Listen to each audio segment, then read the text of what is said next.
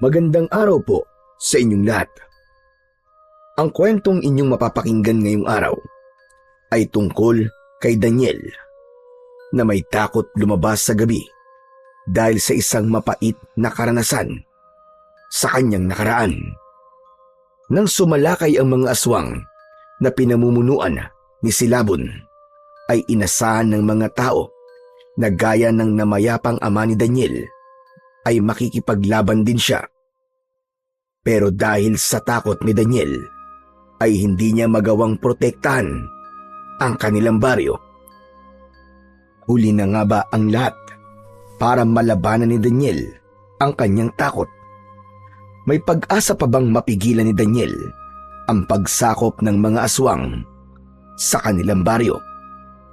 Ngunit bago po ang lahat, mga idol, huwag po nating kalimutang mag-subscribe at i-hit ang notification bell sa aking YouTube channel na The Voice Addict at Apong Isaac para sa mas marami pang makapigil hininga na kwentong aswang at katatakutan mula sa mundo ng kababalaghan. Umpisahan na po natin ang kwento. Uy, Daniel! Nandito ka lang pala sa ilog, pambihira ka. Ano na naman bang ginagawa mo rito? Hindi mo ba nakikita? May hawak akong sibat. E di nanguhuli ng isda para may pang-ulam kami ni Lola sa Bill mamayang gabi. Ito naman, ang sungit-sungit. Parang nagtatanong lang yung tao eh. Eh paano? Alam mo naman ang ginagawa ko kapag nagpupunta ako dito sa ilog tapos nagtatanong ka pa. Ano ba yun? Bakit parang hinahanap mo ko?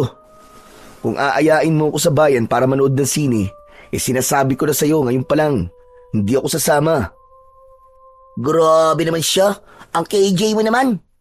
Bakit kasi ayaw mo sa akin sumama sa panonood ng sine, ha? Ililibre na nga kita eh. Saka palabas na yung inaabangan kong pelikula. Ang tagal ko pa namang hinintay yun. Eh ikaw naman kasi. Bakit gusto mo pang sa gabi manood ng sine? Pwede namang ngayon na tapos umuwi tayo bago dumilim. Alam mo namang hindi na ako lumalabas tuwing gabi, di ba? Oo, alam kong takot kang lumabas kapag gabi na. Pero tol, pagkatapos kasi nating manood ng sine, dediretso tayo doon sa peryahan sa bayan. Malay mo, maraming chika babes doon, di ba? Ayun, lumabas din ang totoo. Gusto mo lang magpapogi sa mga babae sa peryahan. Pero kahit na anong sabihin mo, hindi talaga ako sasama sa'yo kasi gabi ka panonood eh. Sige na, lumayas ka na rito at nakaka-istorbo ka na sa panguhuli ko ng isda. Ikaw talaga kahit kailan ka, oo. KJ mo talaga kahit kailan. Basta, manood tayo ng sine mamaya, ha? Diyan ka na nga, KJ. Natatawang sinundan ng tingin ng binatang si Daniel ang kaibigan niyang si Hector. Noong nakaraang linggo pa siya nito, inayang manood ng sine. Pero tumanggi na siya dahil gabi nito nais gawin ang bagay na yon. Alam sa buong baryo ni na Daniel ang dahilan kung bakit siya takot lumabas tuwing sasapit na ang gabi. At yun ay dahil sa masalimuot niyang nakaraan. Inatake kasi ng mga aswang ang kanilang bahay isang gabi. Pinatay ng mga aswang ang kanyang nanay at dalawa niyang kapatid na mas nakakatanda sa kanya. Ang tatay naman ni Daniel ang tunay na target ng mga aswang dahil isa itong manunugis at marami itong pinatay mula sa grupo ng isang aswang na namemerwisyo sa isang baryo. Una nang pinatay ng mga aswang ang kanyang ama at isinunod ng mga ito ang pamilya ni Daniel. Simula noon ay nagkaroon na ng nakakatakot na epekto ang gabi para kay Daniel. Kahit bata pa siya nang mangyari yun, ay nadala pa rin niya ang takot na yun hanggang siya ay magbinata. Pakiramdam niya tuwing sasapit ang gabi ay may aswang na muling aatake at papatay sa kanya kapag lumabas siya ng bahay. Pagkatapos makahuli ng 4 na malalaking isda sa ilog, ay nagdesisyon ng umuwi si Daniel sa kanilang kubo. Kasama niyang naninirahan doon ang kanyang lola Sabel na siyang kumupkup at nag-alaga sa kanya nang siya ay maulila. Hindi niya kadugo si Lola Sabel. Kapitbahay nila ito na isang matandang dalaga na nagmagandang loob na palakihin si Daniel. Pinunta ni Daniel si Lola Sabel sa likod ng bahay. Naabutan niya itong abala sa pagsisibak ng kahoy. Aba, Daniel, nakauwi ka na pala. Aba, ang laki naman ng mga isdang nahuli mo. Buti naman at hindi na natin iisipin ang ulam mamayang hapunan. Iihawin ko na lamang ang mga yan at gagawa ako ng sausawan na toyo na may kasamang kalamansi at sili. Nako, sigurado marami tayong makakain. Marami nga po sana ang isda sa ilog, pero humuli lang po ako ng sapat para sa ating dalawa. Baka kasi maubusan yung ibang tao ng isda kung sakaling manguhuli din sila, hindi po ba, Lola? Ano ka ba naman? Hindi mauubos ang isda sa ilog. Hindi ba't may mga nagsasabi na may isang diwatang nagbabantay sa ilog na yon? Ang sabi ng mga dating nakatira rito, sinabi sa kanila ng diwata na basta alagaan natin ang ilog, ay patuloy na dadami ang isda roon. Parang hindi naman po totoo mga diwata, Lola eh. Pero, Lola, ako na nga po magsisibak ng mga kahoy. Magpahinga na lang po kayo dun sa loob. Ay nako, kaya ko na ito. Saka matatapos na rin naman ako. Eh di ako na lang po ang tatapos niyan, Lola. Matanda na po kayo, Lola. Ako na po ang dapat na gumagawa ng mabibigat na gawain dito sa bahay. Maliban na lang po sa pagluluto kasi wala po akong talento pagdating sa kusina eh. Hayaan mo na kung ako ang tumapos nito. Sige na, matanda na ako, kaya mas kailangan kong kumilos-kilos. Parang ehersisyo ko na rin ito. Ang mabuti pa siguro, Apo, ay ayusin mo na lang yung mga paninda kong basahan doon sa loob. Sigurado po ba kayo, Lola Sabel? Siguradong sigurado. Sige na, hayaan mo na ako rito. Saka alam ko naman na pagod ka rin sa paghuhuli mo ng mga isda. Sige na. Sige po, Lola. Pero kapag kailangan niyo po ng tulong, tawagin niyo lang po ako sa loob, ha? Matamis na ngumiti si Lola Sabel kay Daniel. Hindi na ito pinilit ni Daniel at isinabit muna niya ang isda sa may lutuan at saka siya pumasok sa loob ng bahay. Sinimulan niyang ayusin ang mga basahang itinitinda nila. Mahusay na mananahi si Lola Sabel.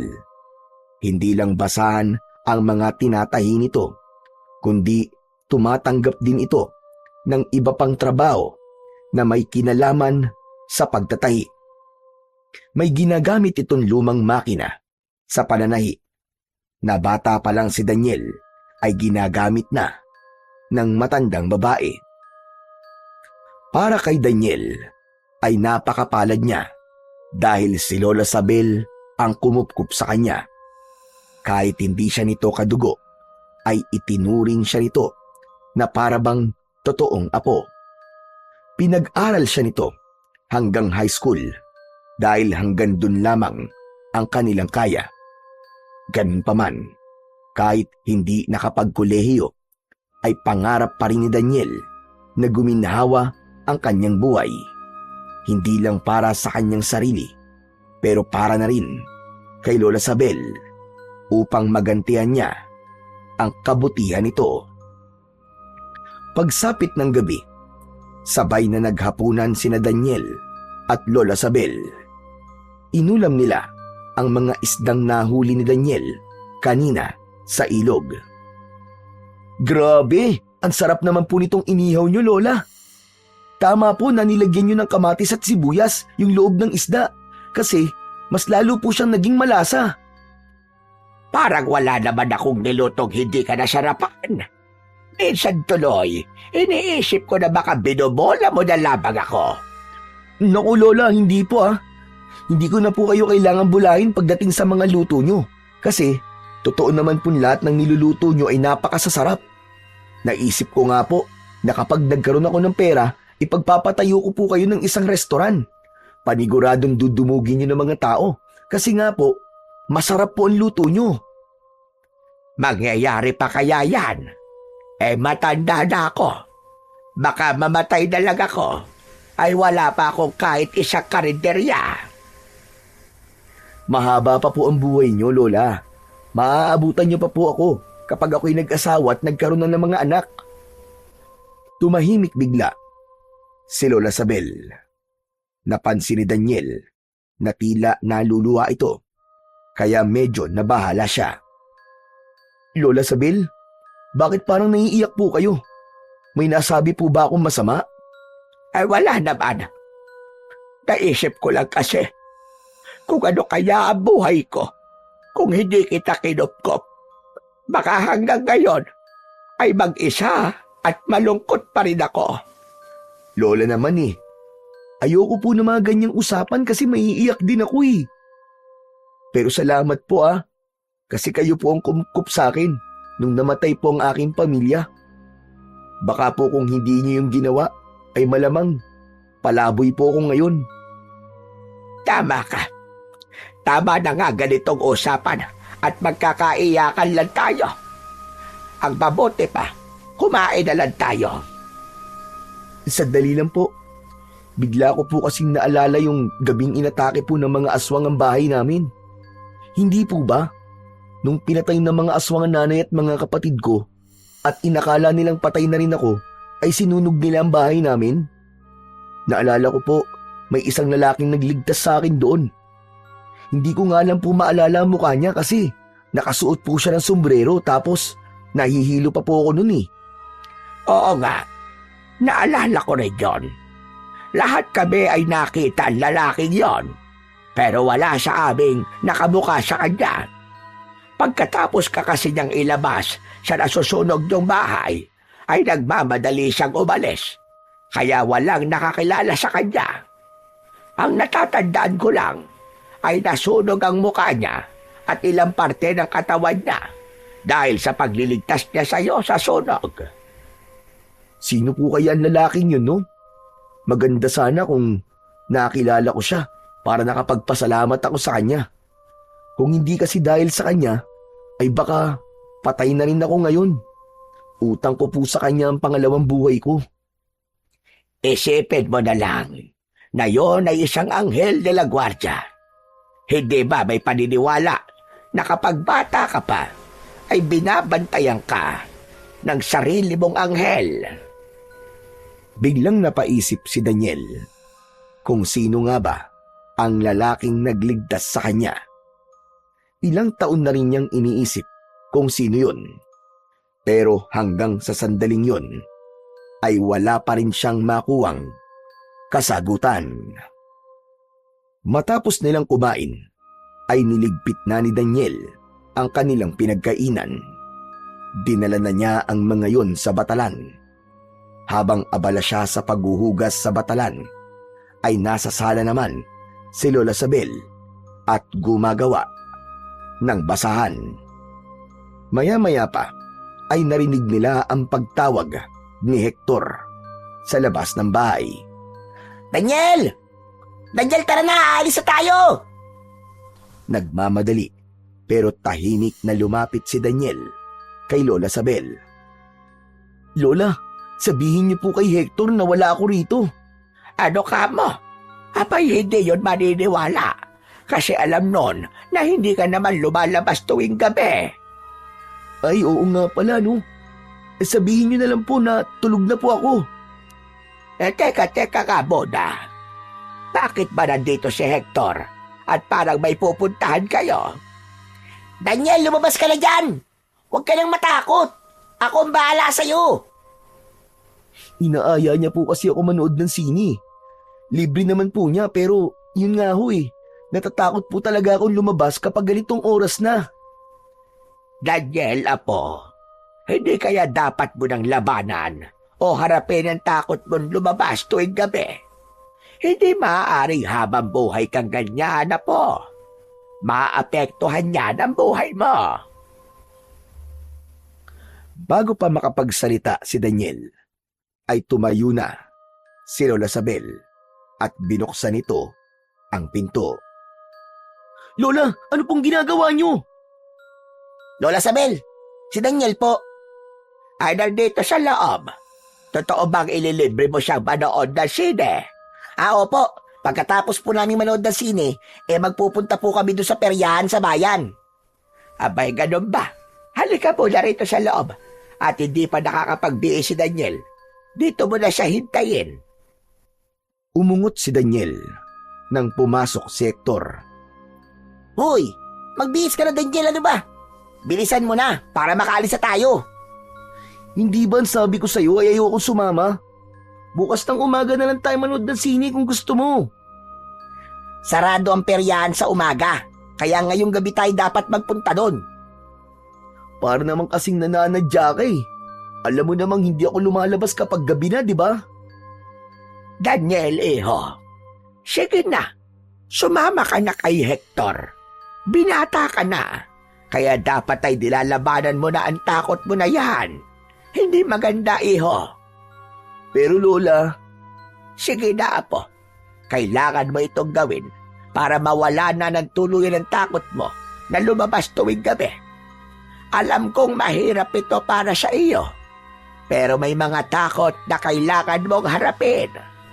Tandaan mo, hindi ka lubosang magiging masaya kung hahayaan mo na lamang na lamunin ka ng takot na yan. Tara na, tol. Ang totoo nga niyan gusto kitang isama sa bayan ngayon para unti-unti mong mapaglabanan ang takot mo. Hindi ka ba nangihinayang nung mga bata pa tayo? Hindi ka nakakasama sa pangangaroling kasi takot kang lumabas sa gabi? Ang dami mong bagay na hindi nagawa dahil sa takot mo na yan. Maswerte ka at meron kang kaibigan na kagaya ni Hector, apo. Hindi lahat ng kaibigan ay handa kang tulungan. Marami dyan na kasama mo lang sa saya at katuwaan. sandaling hindi nagsalita si Daniel upang pag-isipan ang mga sinabi ni na Lola Sabel at Hector. Ang totoo ay matagal niya nang nais mawala ang takot niyang yun. Pero sa tuwing iniisip niya pa lang na subukan lumabas sa gabi, ay binabalot na agad siya ng matinding takot. Natatakot kasi ako na baka may aswang na umatake sa atin habang nasa labas tayo. Wala ka dapat ikatakot, Daniel. Matagal nang walang aswang dito sa baryo natin na po. Ang huli pa nilang pag-atake ay napakaraming taon na ang nakararaan at hindi na yon naulit pa. Saka Daniel, wala ka talang dapat ikatakot kasi may dala akong bawang at asin oh. Ito, tignan mo. Hindi ba takot ang mga aswang dito? Subukan lang nila. Ipapakain ko sa kanila to. Mula sa bulsa ni Hector ay inilabas nito ang isang plastik na may lamang asin at bawang. Bahagyang natawa si Daniel at naramdaman niya ng sandaling yun ang masidhing kagustuhan ni na Lola Sabel at Hector. Nalabanan niya ang takot na lumabas tuwing gabi. Kaya kahit may pangamba, ay pumayag na lamang siya na sumama kay Hector sa bayan. Matapos magbihis ng maayos na damit, ay lumabas na si Daniel sa bahay kasama si Hector. Hindi pa man sila nakakalayo sa may pinto, ay napahawak na siya sa braso ni Hector. Nanginginig ang kanyang katawan at pakiramdam niya ay may aswang na susulpot sa kung saan. Ayos ka lang ba, tol? Ayos lang ako. Tara na. Nagpatuloy ang dalawa sa paglalakad hanggang makarating na sila sa sakayan ng tricycle. Nagpatid sila sa bayan at kahit nasa loob ng tricycle ay hindi pa rin nawawala ang takot ni Daniel. Sa buong biyahe ay nakapikit lang siya hanggang sa makarating na sila sa bayan. Pumasok sila sa isang maliit at lumang sinehan. Pinanood nila ang isang pelikulang aksyon na ang bida ay ang paboritong artista ni Hector. Matapos manood ng sine, ay dumiretso ang dalawa sa malapit na peryahan. Ano, tol? Kumusta ka na? Natatakot ka pa rin ba, ha? Oo, parang may aswang na bigla na lamang aatake sa atin. Ganun ang pakiramdam ko eh. Okay lang yan. Hindi naman pwedeng sa isang gabi ay mawawala ka agad ang takot mo eh. Kailangan masanay ka ng paulit-ulit hanggang sa mawala na yan. Pero alam mo, tol, may aaminin ako sa'yo. Ha? Ano ba yun? Si Lola Sabel talaga nagbigay sa akin ng pera na pampanood natin ng sine kanina.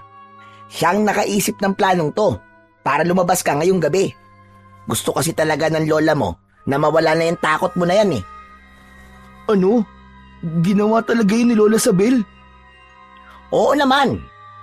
Kaya talagang alam ko, mahal na mahal ka talaga ng lola mo.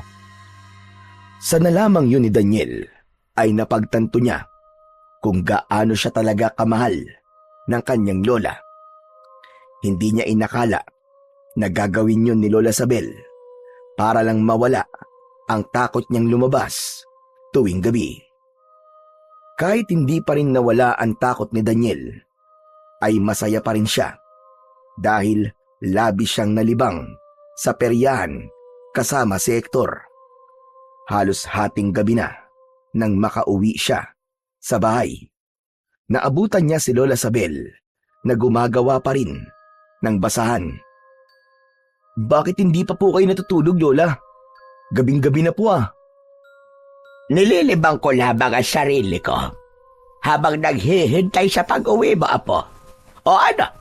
Kumusta ang lakad yun ni Hector sa bayan? Masaya naman po, Lola. Grabe, ang saya po dun sa peryahan. Sumakay po kami ng Ferris wheel, saka octopus. Aba, mukhang masaya ka yun. O sige na, Apo. Magpalit ka na ng damit mo para makatulog na tayo. Ililigpit ko lang itong mga basahan.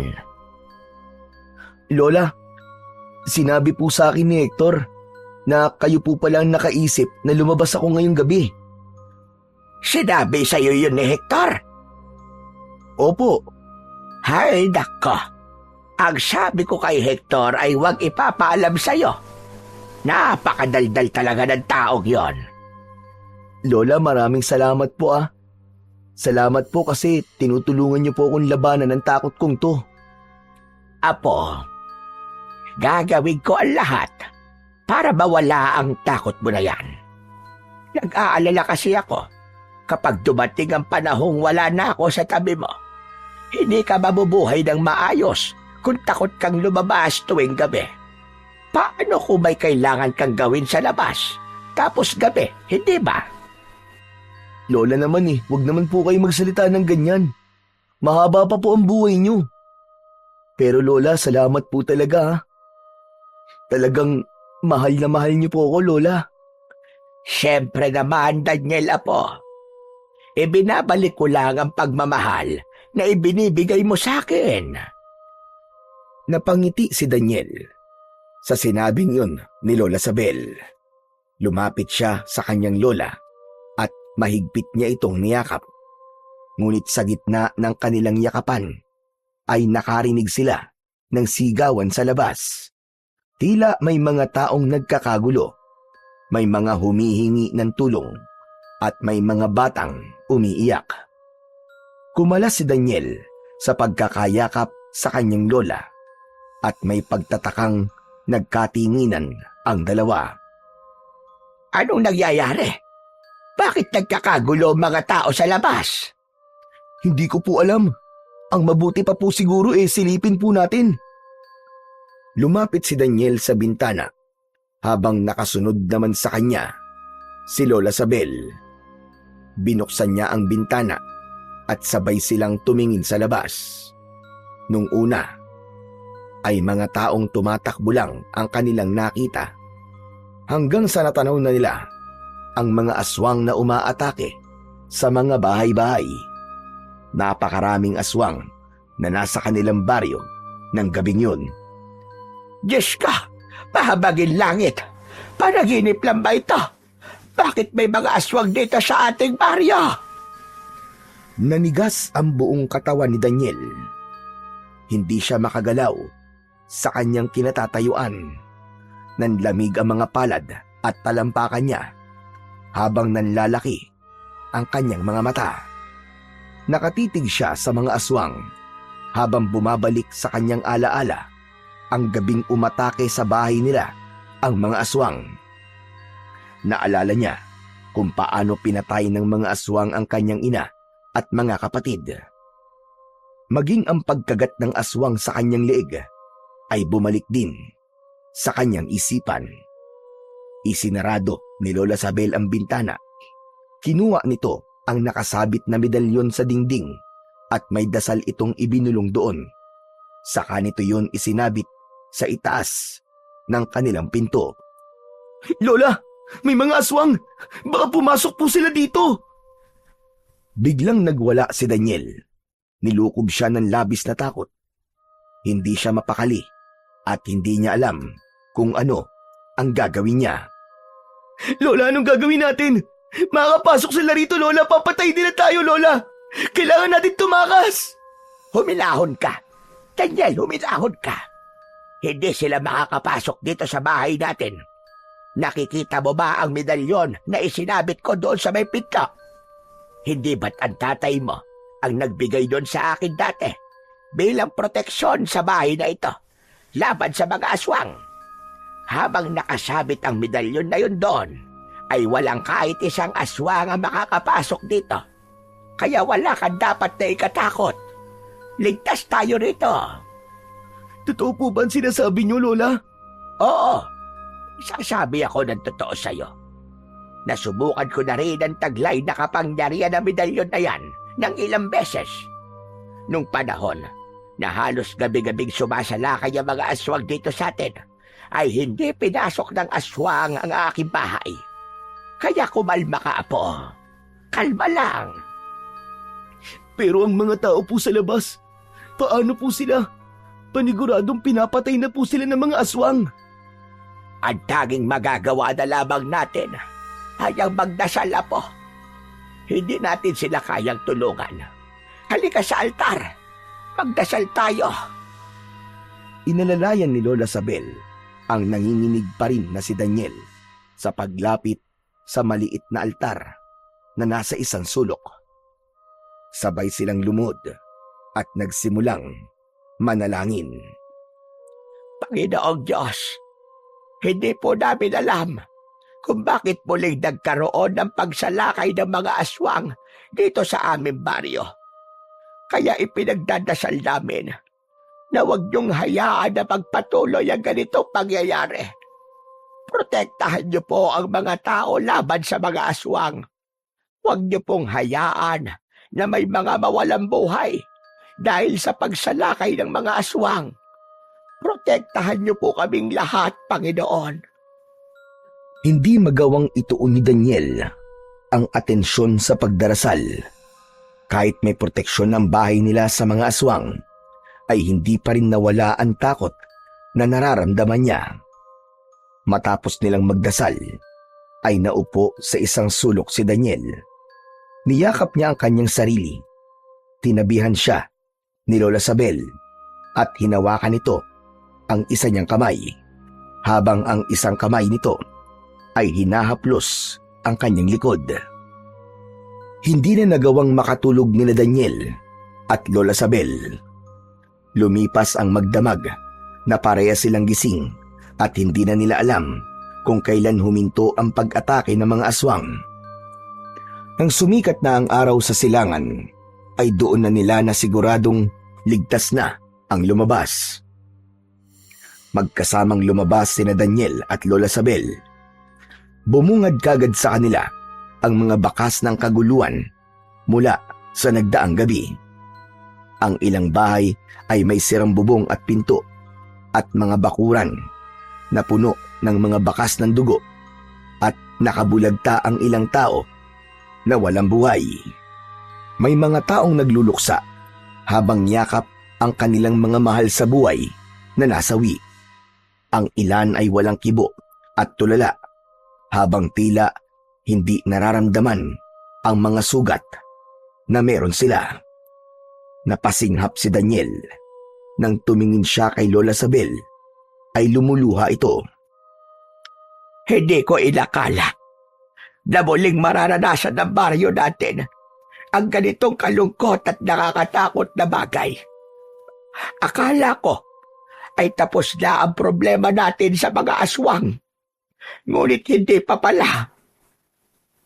Kahit ako'y nagtataka rin po, Lola. Ano po bang gusto ng mga aswang dito sa baryo natin? Napakatagal na po nating nananahimik. Wala na po si tatay ah. Wala nang nakikipaglaban sa kanila. Bakit kailangan pa nila tayong guluhin? Sa gitna ng pag-uusap nilang dalawa, ay lumapit sa kanila si Hector. May benda ito sa braso. Salamat sa Diyos at ligtas kayo, Daniel, Lola Sabel. O ikaw, ano nangyari sa braso mo? Nasugatan ka ba ng aswang? Ito bang braso ko? Hindi ako nasugatan ng aswang. Nadali lang ako dun sa barbed wire sa liwasan. Tumulong kasi ako sa pagbuwat sa mga bangkay na dinala ron eh. Grabe, ang daming namatay dahil sa mga pesting aswang kagabi. Pero ang tanong, bakit kaya sila muling sumalakay dito sa baryo natin, no? Hindi rin namin alam, Hector. Yan nga rin ang pinagtataka namin ni Lola eh. Mamaya na tayo mag-usap. Tulungan na muna natin ang mga tao na kailangan ng tulong. Alangan naman po tulungan natin ang mga hindi kailangan ng tulong, di ba? Manahimik ka, Hector. Huwag kang pilosopo. Baka makatikim ka ng kurot ko ng pinong-pino. Ito naman si Lola, hindi na mabiro. Alam ni Daniel na nais lang pagaanin ni Hector kahit paano ang mga pangyayari, kaya ito nagbibiro. Pero kahit na anong biro ang marinig niya, ay walang makakatanggal ng takot na nasa kanyang dibdib. Sandali niyang isinantabi ang takot na yun at sinimulan na nilang tulungan ang mga tao sa kanilang baryo. Nanghihina si Daniel nang bumalik sila ni Lola Sabel sa kanilang bahay, hindi dahil sa pagod, kundi dahil sa nangyari sa lugar nila. Hindi muna siya pumasok, bagkus ay naupo siya sa mahabang upuan na nasa harapan ng kanilang bahay. Tumabi sa kanya si Lola Sabel. Alam ko ang iniisip mo, Daniel. Iniisip mo kung muli ba sasalakay ang mga aswang. Natatakot po ako, Lola Sabel, na baka sa muling pagsalakay nila ay maubos na po tayo rito. Hindi hahayaan ng Panginoong Diyos na mangyari yan. Alam kong hindi niya tayo pababayaan, Daniel. Manalig lamang tayo. Naisip ko po na kung buhay pa sana si tatay at kasama natin siya, sigurado ko na siya ang mangunguna sa pakikipaglaban sa mga aswang. Baka hindi ganito karami ang namatay na mga tao. Tama ka. Bigla ko tuloy naalala ang tatay mo si Dario. Napakahusay niyang manunugis noon. Aba, talagang kinatatakutan siya ng mga aswang nung nabubuhay pa siya. Kaya nga gumawa ng paraan ng mga aswang para mawala siya dahil isa siyang malaking tinik sa lalamunan ng mga aswang. Sayang po, no? Hindi ko naman ang tapang ni tatay. Siguro, kung nasan man siya ngayon ay kinakahiya niya ako bilang anak niya dahil wala ako ng lakas at tapang na meron siya. Hindi nga po ako makalabas kapag gabi na. Hindi ako sumasang-ayon sa sinabi mo na yan, Apo. Alam ko na ipinagmamalaki ka ni Dario dahil lumaki kang mabait at may takot sa Panginoon. Kayo naman po nang bubola ngayon, Lola. Hindi kita binobola, Daniel. Hindi ko rin ito sinasabi dahil apo kita. Sinasabi ko ito dahil yun ang totoo at kailangan mong malaman ang totoo kung sino at ano ka talaga. Maraming salamat po, Lola Sabel. Salamat po kasi palagi niyong pinapalakas ang loob ko Ngumiti si Lola Sabel kay Daniel. Matapos yun, ay pumasok na sila sa kanilang bahay para makapagpahinga. Kagabi pa sila walang tulog at alam nila na kailangan nilang magpahinga, lalo na't wala silang ideya kung ano ang mangyayari pagsapit ng gabi. Tanghali na nang magising sila Daniel at Lola Sabel. Agad na nagluto si Lola Sabel ng kakainin nila para sa tanghalian. Pinanood na lang ni Daniel ang lola niya habang abala yun sa pagluluto ng ginisang gulay. Patuloy pa rin niyang iniisip kung mamayang gabi ay magkakaroon pa rin ng pag-atake ng mga aswang. Daniela po, bakit kanina ka pang nakatulala dyan? Ano bang iniisip mo? Sa tingin niyo po ba, Lola Sabel, ay sasalakay ulit mamayang gabi ang mga aswang dito? Sa totoo lang ay wala akong ideya. Hindi ko alam kung paano mag-isip ang mga aswang. Pero kung meron silang sinusunod na pinuno, malaki ang tsansang magbalik sila. Kapag po ba bumalik sila, ay wala po tayong gagawin kundi manatili na lamang sa loob ng ating bahay dahil protektado tayo roon ng medalyon ni tatay. Ganon na nga. Hindi rin naman natin kayang makipaglaban. Alam kong iniisip mo mga tao dito sa baryo. Pero sa pagkakataong ito, kailangan mo na nating iligtas ang ating mga sarili. Nang sandaling yun, ay biglang dumating si Hector. Napangiti ito nang makitang nagluluto si Lola Sabel. Uy! Tamang-tama pala ang punta ko. Nagluluto ka na, Lola. Dito muna ako makikikain sa inyo, ha? Alam na alam mo talaga ang oras ng pagkain namin dito, hane. Grabe ka naman sa akin, Lola Sabel.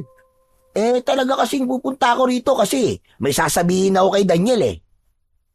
Ano namang sasabihin mo sa akin, Tol? Kasi, Tol, nandun ako kanina sa umpukan ng mga tao. Nag-uusap-usap sila doon. Pinag-uusapan nila kung sino na raw ang magtatanggol sa atin sa mga aswang kapag muli sila sumalakay. Nabanggit nga nila tatay mo kasi naaalala nila kung gaano kagaling na manunugis si Mang Dario. Yan lang ba talaga ang sasabihin mo? Meron pa. Ang sabi ng mga tao, bilang ikaw daw ang anak ni Mang Dario, ay umaasa sila na ikaw ang susunod sa yapak niya. Dapat daw ay ikaw ang makipaglaban sa mga aswang. Kasi Tol, sabi nila, kung hindi mo raw yung gagawin, ay parang pinapatunayan mo lang na wala lang sa iyo ang pagkamatay ng pamilya mo. Dapat daw ay maghiganti ka sa mga aswang. Dali lang. At bakit naman nila nasasabi ang mga bagay na yan? Hindi porke anak na manunugis si Daniel ay dapat maging ganun din siya. Abay, teka nga. Sino ba yung mga nagsasabi na yan, Hector?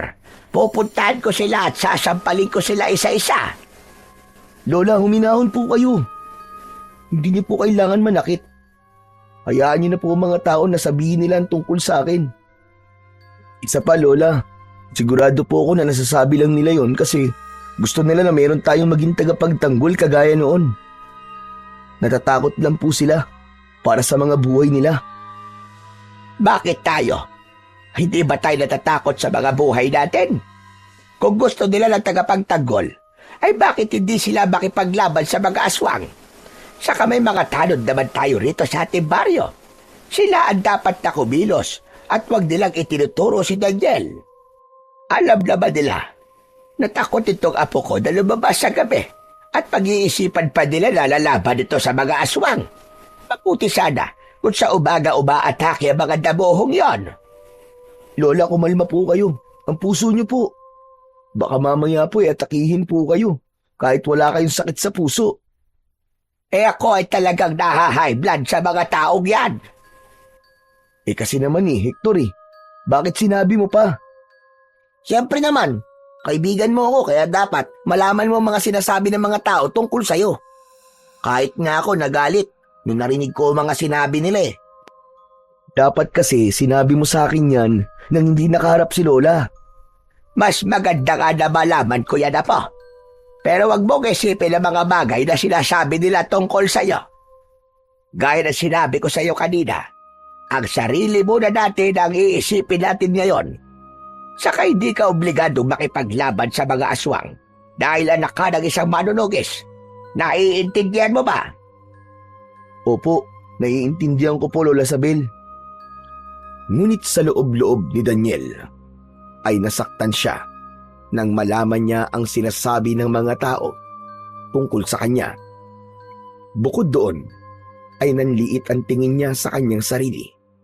Napagtanto niya na mahirap pala ang maging anak ng isang kilalang tao dahil aasahan ng mga tao na magiging kagaya rin siya ng kanyang ama na manunugis. Ilang oras bago tuluyang sumapit ang dilim, ay nagkaroon ng misa sa maliit na simbahan sa baryo ni Daniel. Halos lahat ay dumalo roon upang ipagdasal ang kanilang baryo. Ipinagdasal ni Daniel na sana ay wag nang umatake ang mga aswang sa baryo nila. Matapos ang misa, ay lumabas na ng simbahan ang mga tao. Hindi sumabay sina Daniel at Lola Sabel sa dagsa ng mga taong lumabas ng simbahan. Nang kakaunti na ang nasa loob ng simbahan, ay saka sila tumayo. Pagkalabas nila ng simbahan, ay nakita nila si Kapitan Mario. Nakausap ang kanilang pari. Nang makita sila ni Kapitan Mario, ay lumapit ito sa kanila. Anong kailangan mo sa amin, Kapitan? Kung lumapit ka sa amin para sabihin kay Daniel na kailangan niyang makipaglaban sa mga aswang, ay huwag mo nang tangkain. Sandali lang, Lola Sabel. Lumapit ako sa inyo para kumustahin kayo. Saka, bakit niyo ba nasabi ang bagay na yan? Aba, nakarating na sa amin na nag-uusap-usap pa lang ilang mga tao rito at sinasabi na dapat ay makipaglaban daw si Daniel sa mga aswang dahil anak siya ng manunuges. Tama ba? Tama ba yon? Hindi porket anak si Daniel ni Dario ay magiging ganun na rin siya. Tama naman ho kayo, Lola. Pero ikaw ba, Daniel? Kaya mo bang makipaglaban sa mga aswang? Naku, Kapitan, hindi po eh. Wala po akong kakayahan na makipaglaban sa mga aswang dahil hindi naman po ako sinanay ni tatay nung buhay pa siya. Kung ganun, ay huwag mong intindihin ang sinasabi ng mga tao. Kung hindi mo kaya makipaglaban, wala kang obligasyon na gawin yun. Hayaan na lang natin ang bagay na yan sa mga tanod at sa ilang kalalakihan na handang ipagtanggol ang ating baryo. Mabuti ka pa at malawak ang iyong pag-iisip, Kapitan. Maraming salamat, Lola Sabel. O paano? Mauuna na ako at kailangan ko pa makipag-usap sa ating mga tanod. Kailangan namin maghanda para sa posibilidad na pagbabalik ng mga aswang mamayang gabi. Umuwi na rin kayo at malapit ng dumilim. Alam niyo naman. Pagkaalis ni Kapitan Mario, ay nagsimula na ring maglakad sina Daniel pauwi sa kanilang bahay. Tahimik si Daniel at malalim ang kanyang iniisip. Lola, ano po kaya kung makipaglaban po ako sa mga aswang? Ano ka ba? At bakit mo naman niyang gagawin? Saka paano ka lalaban sa kanila? Sa gabi sila umaatake. Hindi ba't takot kang lumabas kapag madilim na? Hindi ko po alam pero gusto ko pong may gawin para ipagtanggol po ang ating baryo. Parang hindi ko po kayang manatili na lamang sa loob ng bahay habang ang ibang tao po ay inaatake ng mga aswang. Si Kapitan na mismo ang nagsabi, kung hindi mo kayang makipaglaban, ay huwag kang makipaglaban. Huwag mong intindihin ang mga sinasabi ng ibang tao. Hayaan mo lang silang pumutak ng pumutak dahil sila rin naman ang mapapagod. Ewan ko po ba, Lola Sabel? Pakiramdam ko po, ipinibigo ko po si tatay. Gusto ko pong labanan ng mga aswang, pero hindi ko po alam kung paano ko yung gagawin. Hay nako, huwag mo nang pasakitin ang ulo mo, apo. Hindi ba, ang sabi ni Kapitan ay ang mga tanod ng bahala sa mga aswang. Ipagdasal na lamang natin na hindi na bumalik dito ang mga halimaw na yon. Tumahimik na si Daniel Pero sa loob niya ay naroon pa rin ang kagustuhan niyang may gawin para ipagtanggol ang kanilang baryo laban sa mga aswang. Ngunit paulit-ulit din ang tanong na paano yun gagawin, gayong takot nga siyang lumabas tuwing gabi. 6:00 pa lang ng gabi ay wala ng tao sa labas. Lahat ng bahay ay nakasarado na. Maagang naghapunan sina Daniel at matapos kumain ay nagrosaryo sila ni Lola Sabel. Walang tigil ang kanilang pagdarasal hanggang sa narinig na nila ang sigawan ng mga tao sa labas. Bumukas ang mata ni Daniel. Nilukob siya ng matinding takot. Lola, ayun na naman po mga aswang. Bumalik po sila. Huwag tayong huminto sa pagdadasal, iho. Dito lang tayo, dahil ligtas tayo rito. Pero Lola, naisip ko pong hindi pwedeng wala akong gawin eh. Kailangan kong sumama sa mga taong nakikipaglaban sa mga aswang. Ano ba pinagsasasabi mo, Apo? Tumayo si Daniel mula sa pagkakaluhod. Dumiretso siya sa kusina habang nakasunod sa kanya si Lola Sabel. Kinuha niya ang itak at nagtungo siya sa harapan ng pinto. Binuksan niya yon at nang hahakbang na siya ay bigla siyang natigilan nang makita niya ang madilim na paligid. Nanlamig ang buo niyang katawan at napagtanto niyang hindi pala niya kayang lumabas. Huwag mo na pilitin ang sarili mo, Daniel. Halika na. Isarado mo na ang pinto. Walang proteksyon ng ating bahay kung may bukas na pinto o bintana dito. Hindi pa rin makagalaw si Daniel hanggang sa isang aswang ang biglang sumulpot sa kanyang harapan. Hinila siya ng aswang palabas. Hoy! Pakawalan mo ang apo ko! Walang hiya kang aswang ka! Walang nagawa si Daniel. Sinundan siya ni Lola Sabel, pero isang aswang pa ang hinawakan ng lola niya sa braso. Dinala sila ng aswang sa gitnang bahagi ng baryo kung saan naroon ang ibang mga tao. Nakaluhod ang mga yon sa harapan ng isang mas malaking aswang. Sa lahat ng aswang na naroon, ang aswang na yon ang pinaka nakakatakot. Napayakap si Daniel kay Lola Sabel. Hindi lang ang mga aswang ang kinakatakutan niya, kundi maging ang katotohanan na gabi ng sandaling yon. Lola, natatakot ako. Huwag ka mag-alala. Nandito lang ako sa tabi mo, Apo. Hindi kita pababayaan. Sa paligid nila ay naghahalo ang ingay ng iyak ng mga tao. Lahat ay takot na takot, lalo na't napapalibutan sila ng mga aswang. Hanggang sa nagsalita na ang malaking aswang na nasa kanilang unahan. Manahimik kayong lahat. Ayokong makakarinig ng ingay at pag-iyak. Kapag hindi niyo ako sinunod, ay papatayin namin kayong lahat. Ako si Silabon. Ako ang pinuno ng mga aswang na nasa inyong baryo ngayon. Nandito kami upang sakupin ang inyong baryo. Nais namin gawing aming bagong kuta ang baryong ito. At kayong lahat, kayo ay magiging mga alipin at pagkain sa tuwing kami ay magugutom. Kung sino man ang lalabag sa aking kautusan at kung sino magtatangkad tumakas, ay kamatayan ang kaparusahan. Bayas kayo rito sa amin.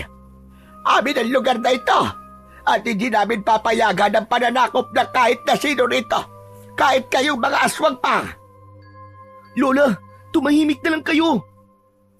Sino ang matapang na nagsalita? Bakit hindi ka magpakilala sa akin? At harap-harapan mong ipakita sa akin ang iyong katapangan. Hindi makapaniwala ang lahat nang tumayo si Lola Sabel. Ako ang nagsalita.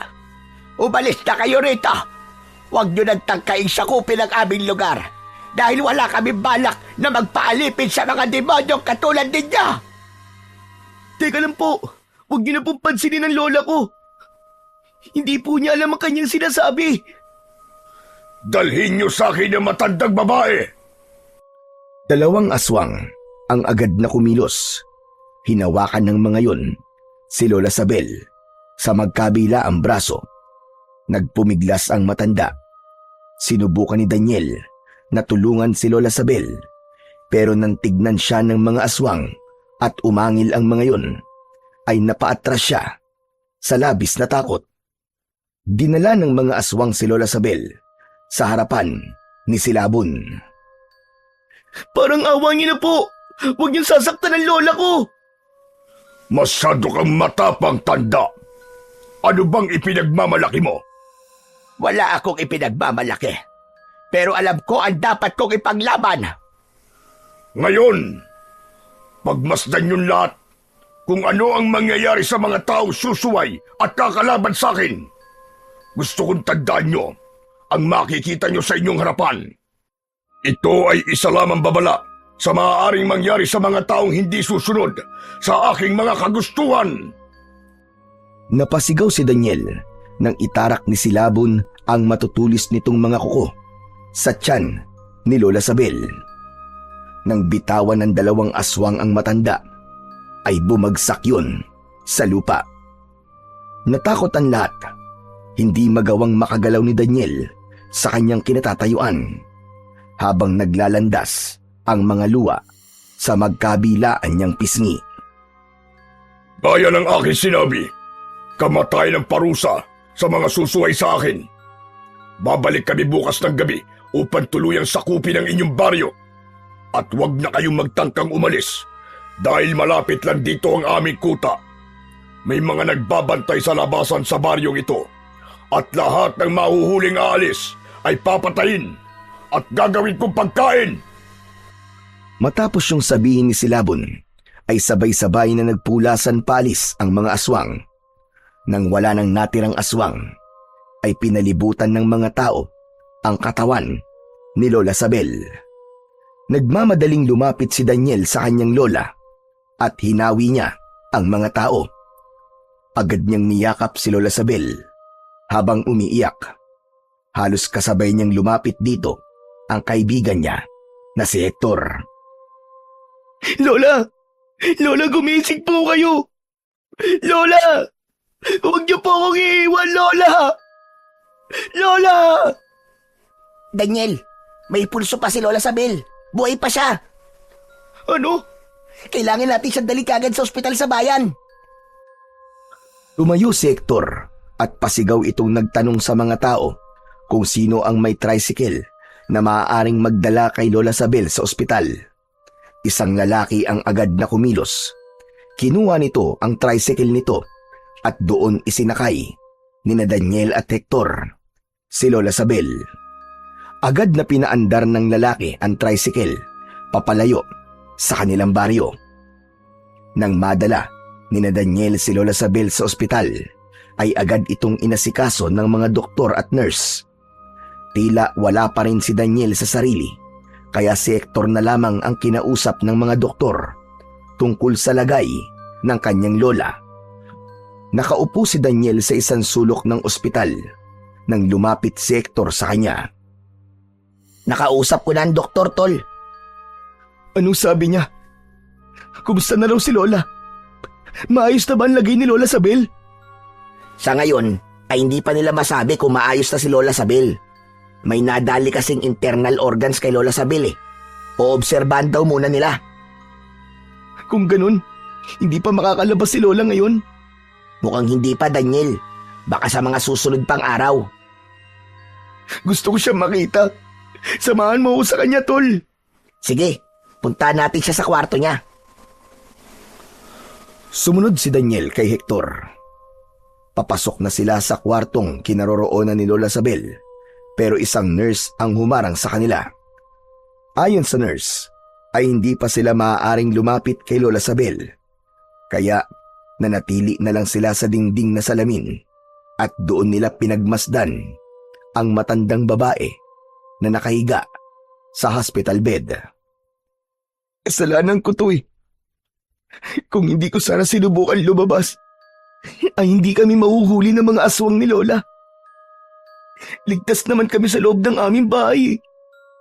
Dahil sa medalyon ni tatay. Pero nang gabing yun, masyado ako nagpadala sa bugso ng aking damdamin. Inisip ko ang mga sinabi sa akin ng mga tao. Kaya nagkaroon ako ng kagustuhan lumabas at makipaglaban. Ano ka ba, tol? Huwag mo sisihin ang sarili mo. Kung meron mang may dapat sisihin ay walang iba kundi ang mga aswang. Lalo na yung silabo na yon. Ay oo nga pala, tol. Kailangan ko nang bumalik sa baryo natin. Nandun pa ang pamilya ko at hindi ko sila maaaring pabayaan. Sige tol, walang problema. Maraming salamat ha. Saka ipaabot mo na rin ang pasasalamat ko dun sa may-ari ng tricycle. Hindi na kasi ako nakapagpasalamat sa kanya dahil sa pagkakataranta ko kanina eh. Sige tol, ipaparating ko sa kanya ang pasasalamat mo. Pero ikaw ba? Babalik ka pa ba sa baryo natin? Pero alam mo tol, kung ako sa'yo, dito ka na lang muna. Mas ligtas kayo rito ni Lola Sabel kaysa sa baryo natin. Hindi ako maaaring manatili dito. Kailangan kong bumalik dun. Kailangan kong gumawa ng paraan para hindi matuloy ang pagsakop ng mga aswang sa ating baryo. Pero paano mo gagawin yun? Sa totoo lang, ay hindi ko pa alam pero kailangan may gawin ako. Sa nangyari kay Lola Sabel, ay napagtanto ko na may punto ang mga tao. Anak ako ng isang manunugis na minsan nagprotekta sa ating lahat. At ako ang nararapat na sumunod sa yapak niya. Kung ako ang tatanungin, huwag mong pilitin kung hindi mo talaga kaya, tol. Pero kung ano man na magiging desisyon mo, ay nandito lang ako para suportahan ka. Marahang tinapik ni Hector sa balikat si Daniel bago ito tuluyang umalis. Nang mag-isa na lang doon si Daniel, ay patuloy niyang tinignan si Lola Sabel na wala pa ring malay. Labis ang pangliliit na nararamdaman niya dahil wala siyang nagawa para protektahan ang kanyang lola laban kay Silabon. Pakiramdam niya ay isa siyang inutil dahil hindi niya nailigtas si Lola Sabel sa kabila ng napakaraming mabubuting bagay na ginawa nito para sa kanya. Nang sandaling yon, nangako si Daniel sa sarili na hindi siya papayag na hindi siya makakapaghiganti kay Silabon at sa mga alagad nitong aswang. Pagsapit ng umaga, ay bumalik na si Daniel sa kanilang baryo. Habang naglalakad siya papunta sa bahay nila, ay napansin niya ang tingin ng mga tao sa kanya. Hindi niya masiguro kung naaawa ba ang mga yun sa kanya dahil sa nangyari kay Lola Sabel o tinutuya siya dahil sa wala man lang siyang nagawa para makipaglaban sa mga aswang. Pagkarating niya sa kanilang bahay, ay nagtaka siya ng isang lalaking may marungis na damit ang naabutan niya sa labas. May suot yung sombrero na bahagyang naitatago ang mukha nito na sa tingin niya ay nasunog. Merong malaking peklat mula sa pagkasunog ang kalahati ng muka ng lalaki. Sino ka? At anong kailangan mo dito? Ako si Donato. Ikaw ba si Daniel? Ang anak ni Dario? Ako nga, bakit? Paano mo nakilala ang tatay ko? Kaibigan ako ng tatay mo. At isa ako sa mga tinuruan niyang makipaglaban sa mga aswang. Nung buhay pa siya. Wala akong naalala na may kaibigan Donato si tatay. Marahil ay hindi niya ako naikwento sa'yo noon. Pero nagsasabi ako sa'yo ng totoo. Matagal na kami magkaibigan ni Dario. Matamang tinignan ni Daniel ang lalaki. Halos hindi yun makatingin ng diretso sa kanya. Napansin niyang hindi lang ang muka ni Donato ang may peklat, kundi ang mga braso at kamay nito. Biglang nanlamig si Daniel ng isang bagay ang pumasok sa kanyang isipan. Naalala niya ang lalaking nagligtas sa kanya nung bata pa siya mula sa nasusunog nilang bahay matapos silang atakin ng mga aswang. Naalala niyang sinabi ni Lola Sabel na nasunog ang muka at ibang parte ng katawan ng lalaking yun dahil sa pagliligtas sa kanya. Sandali lang. Parang natatandaan na kita. Ikaw ba nagligtas sa akin nung bata pa ako? Ikaw ba yung lalaking naglabas sa akin nung sinunog ng mga aswang ang aming bahay? Tama ka. Ako nga yun. Sa wakas, nagkita na po tayo. Alam niyo po bang matagal ko na po kayong gustong makilala? Pero bakit niyo po ba yung ginawa? Bago mamatay ang tatay mo, ay naramdaman na niyang masidhi ang kagustuhan ng mga aswang na pinamumunuan ni Silabon na patayin siya. Kaya ipinagkatiwala niya kayo ng pamilya mo sa akin. Ngunit hindi ko nagawa ang pinapagawa niya sa akin sapagkat nagtagumpay ang mga aswang na patayin ng nanay at mga kapatid mo. Patawad kung ikaw lamang ang nagawa kong iligtas ng gabing yon. Labis ang galit ni Silabon sa tatay mo. Kaya kahit napatay na nila si Dario, ay idinamay pa rin niya kayo. Kung ganun, ang mga aswang na nais sakupin ng aming baryo ay ang parehong mga aswang na pumatay sa aking buong pamilya? Tama ka, Daniel. Noon ay nais magiganti ni Silabon sa tatay mo. Pero ngayong kailangan nila ang mas malaking kuta, ay nais na nilang sakupin ang inyong baryo upang gawin itong kanilang bagong kuta. Bago po tayo mag-usap tungkol kay Silabon, ay gusto ko po munang magpasalamat sa inyo sa pagliligtas niyo po sa aking buhay. Napakalaki po ng utang na loob ko sa inyo, Mang Donato. Kung di niyo po ako iniligtas nun, ay malamang patay na rin po ako ngayon. Maraming salamat po talaga sa inyo. Wala kang dapat na ipagpasalamat sa akin, Daniel. Ginawa ko lang kung anong dapat kong gawin. Isa pa, malaki ang utang na loob ko kay Dario dahil siya nagsanay sa akin upang maging isang manunugis. Kaya hanggang ngayon ay nagagawa kong protekta ng aming baryo sa tuwing may umaatake roong aswang. Dapat lang po ako magpasalamat sa inyo, Mang Donato. Hindi po biro ang isugal niyo ang sarili niyong buhay para iligtas ako noon. Pero bakit po pala kayo narito ngayon? Bago ko sagutin ang katanungan mong yan, ay maaari ba tayong pumasok sa bahay niyo? Mas makabubuti kung sa loob tayo mag-uusap. Ay, oo nga pala, sige po. Halika po sa loob. Naunang pumasok si Daniel sa bahay at sumunod sa kanya si Donato. Pinaupo niya ito at binigyan ng isang basong tubig. Matapos yun, ay naupo si Daniel sa tabi ng lalaki. Ayoko nang magpaligoy-ligoy pa, Daniel. Sinabi noon sa akin ni Dario na kapag may nangyaring masama sa kanya, ayoko magsasanay sa'yo bilang isang manunugis. Nandito ako sa baryo nyo dahil nais ko nang gawin ang bagay na yon. Sasanayin niyo po ako na makipaglaban sa mga aswang? Pero paano ko po gagawin yun? May takot po kasi ako na lumabas tuwing gabi. Nabuo po ang takot ko na yon dahil po sa pagpatay ng mga aswang sa aking pamilya. Pakiramdam ko po sa tuwing lalabas ako kapag gabi ay may aswang po napapatay sa akin. Hindi ito ang oras para matakot ka.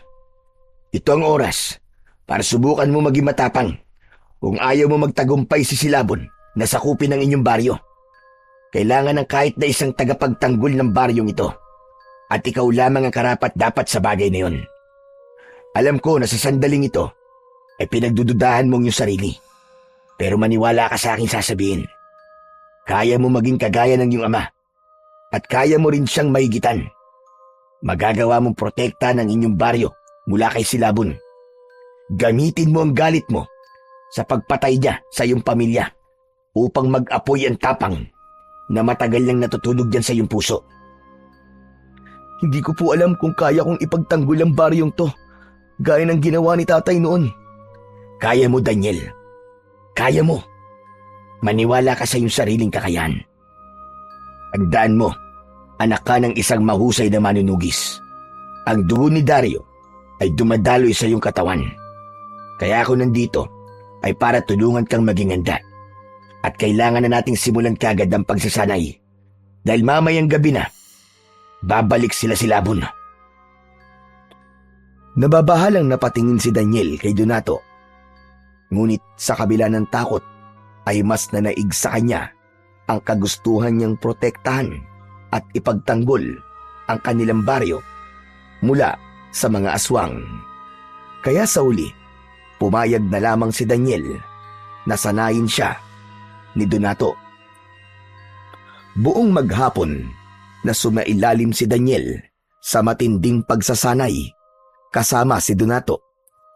Sa simula ay labi siyang nahirapan sa paggamit ng itak bilang isang sandata.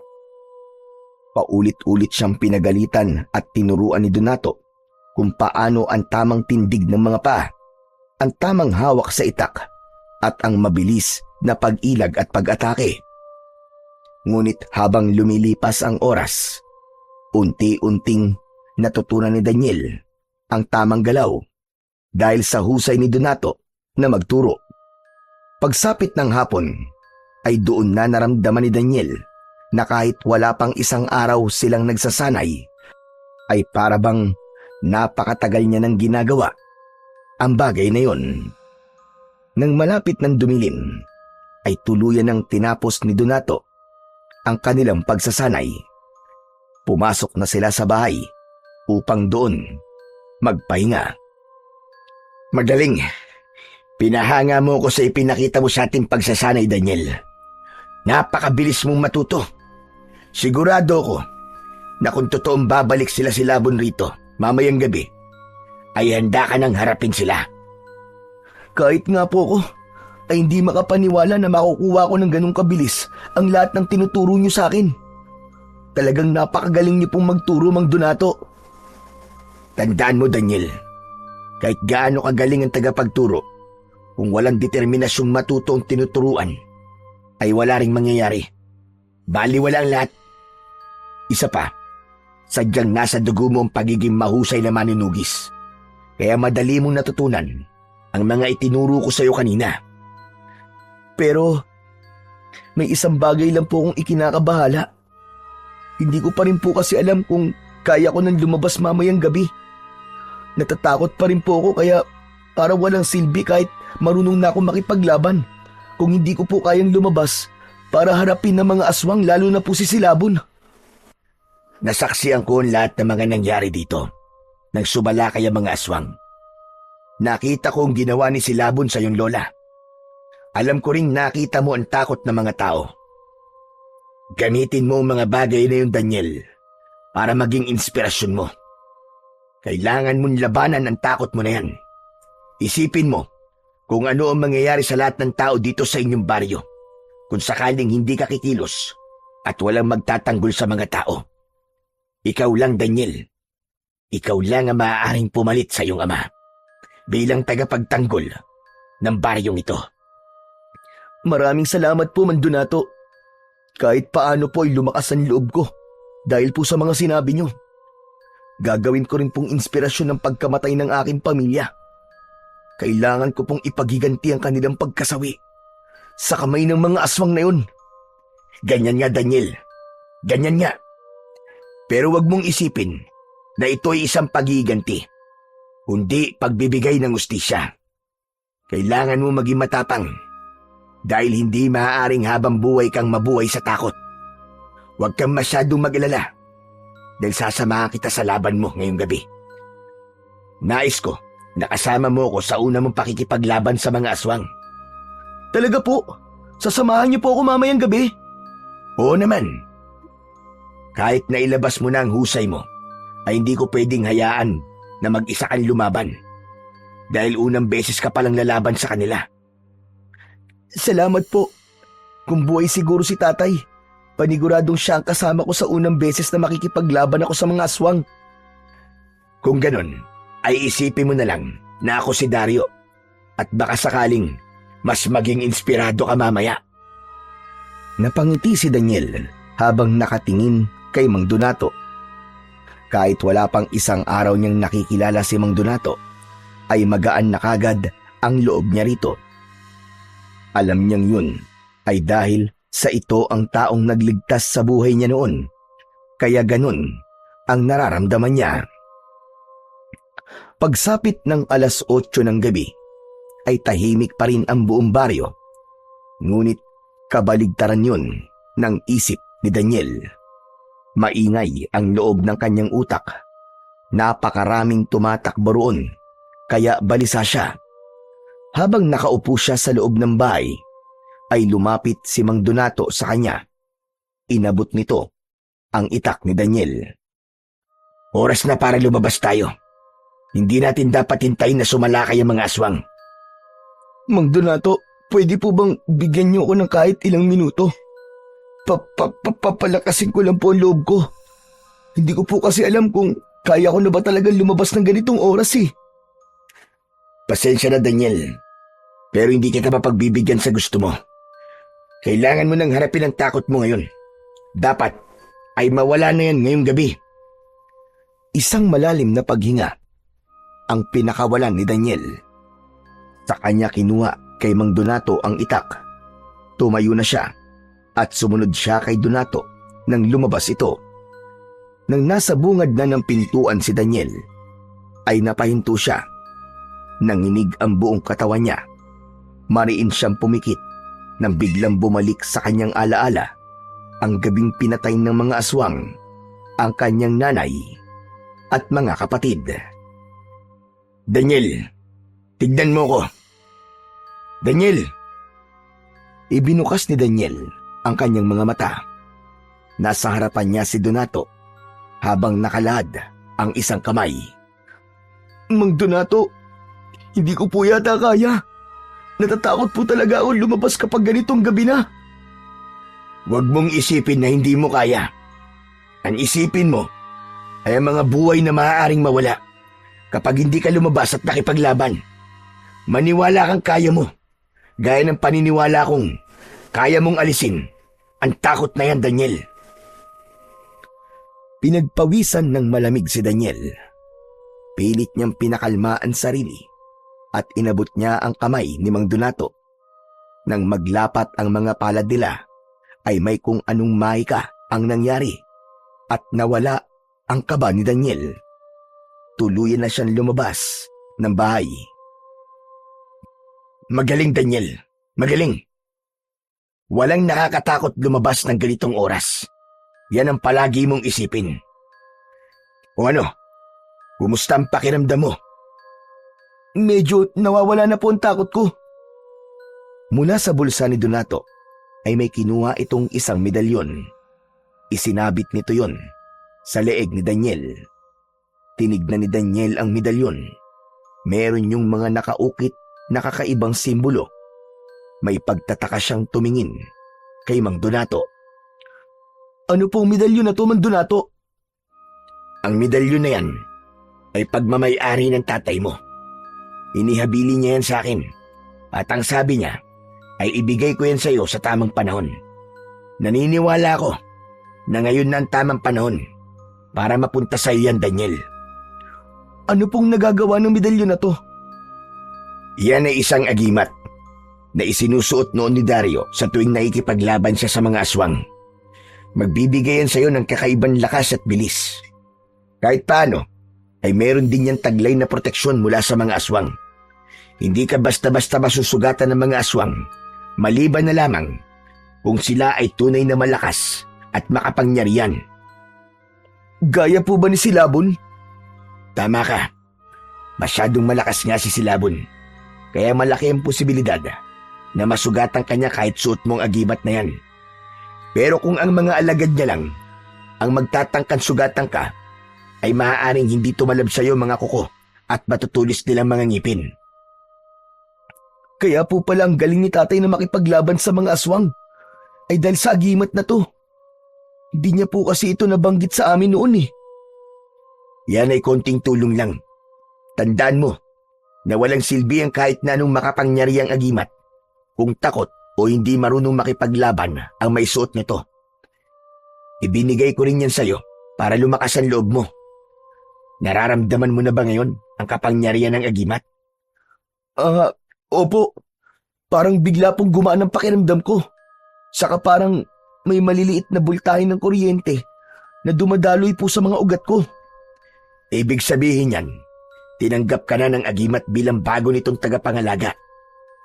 Simula ngayon, ay palagi mo na yung isusuot, Daniel. upang mas maging malakas ang koneksyon mo sa agimat. Opo, Mang Donato.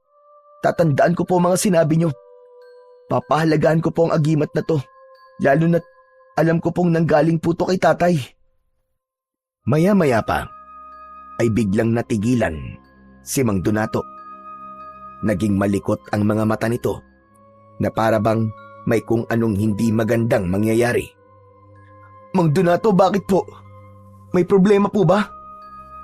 Nararamdaman kong paparating na mga aswang, Daniel. Oras na para harapin natin sila. Ipakita natin sa kanila na hindi basta-basta maaangkin ang baryo nyo. Matapang na tumango si Daniel. Nang tumakbo si Mang Donato, ay sunundan ito ni Daniel hanggang sa makarating sila sa bukana ng baryo. Doon nila nakita ang mga aswang na parang mababangis na hayop na tumatakbo ng mabilis. Pinalibutan sina Daniel at Mang Donato ng mga aswang. Humanda ka, Daniel. Gamitin mo ang lahat ng tinuro ko sa'yo. Hindi ko po nakikita si Silabon. Marahil ay nandoon lang siya sa kanilang kuta sa gubat. Masyado niyang minaliit ang mga tao rito. Kaya ang mga alagad lang niya ang pinapunta niya. Isang aswang ang umatake kina Daniel. Mabilis niya itong sinalubong ng itak at nagawa niyang putulin ang braso nito. Nagtaka siya sa kanyang sarili dahil noon lamang niya naramdaman ang ganong bilis at lakas. Mula sa kaliwa ay sumugod ang dalawa pang aswang, ngunit bago pa masaktan ng mga yon si Daniel ay nakailag siya. Itinarak niya ang itak sa dibdib ng isa, habang ang isa ay ginilitan ni Mang Donato. Hanggang sa naging sabay-sabay na ang pag-atake ng mga aswang. Sa bawat hampas ni Daniel ng itak ay may isang aswang na natatamaan o namamatay. Gumalaw ang katawan niya na parang may gumagabay sa kanya. Nagpatuloy ang madugong labanan. Kahit isang sugat ay hindi nagkaroon sina Daniel at Mang Donato. Napakarami ng aswang ang nakabulagta sa lupa.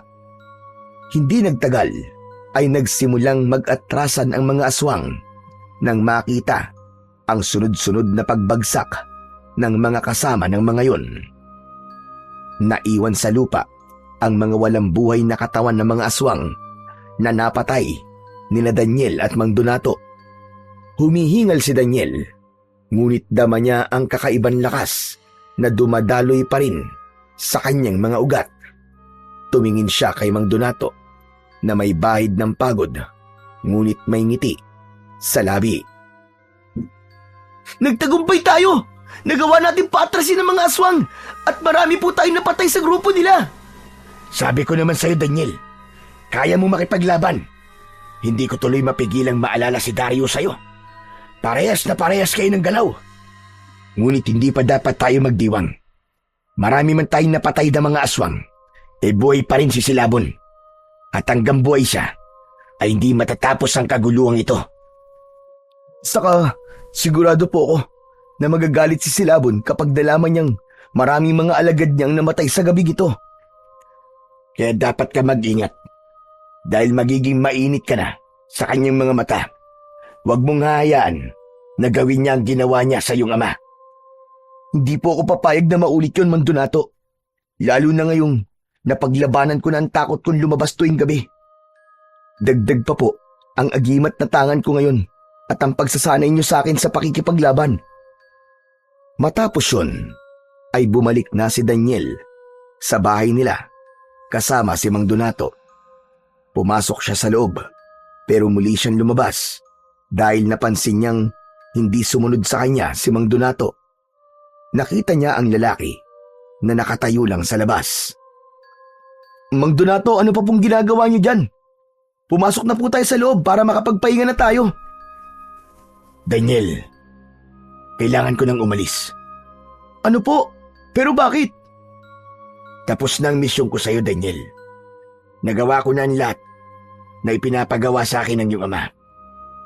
Nasanay na kita sa pakikipaglaban at naibigay ko na sa iyo ang agimat. Nakita ko rin na kaya mo nang makipaglaban sa mga aswang. Pero, hindi ko po alam kung kaya ko kapag hindi ko na kayo kasama. Kaya mo, Daniel. Maniwala ka sa sarili mo na kaya mo. Ngayon ay nasa iyong mga kamay na ang magiging kapalaran ng iyong baryo. At palagi mong tatandaan na kung nasaan man si Dario ngayon, ay paniguradong ipinagmamalaki ka niya. Dahil unti-unti mo na sinusundan ang kanyang yapak. Tapusin mo ang misyon na hindi niya natapos, Daniel. Kung kailangan niyo na po talagang umalis, ay hindi ko na po kayo pipigilan. Gusto ko po ulit na magpasalamat sa inyo sa lahat po ng tulong na ginawa niyo para sa akin. Mula po sa pagliligtas niyo sa akin nung bata pa ako, hanggang sa pagsama niyo po sa akin sa unang pakikipaglaban ko sa mga aswang. Hindi na napigilan pa ni Daniel na yakapin si Mang Donato. Tinapik ni Mang Donato ang likod niya. Habang yakap ni Daniel si Mang Donato, ay may kakaibang lukso ng dugo siyang naramdaman. Pakiramdam niya ay hindi yun ang unang beses na nagkita sila. Nang kumalas na sila sa pagkakayakap, ay ngumiti si Mang Donato.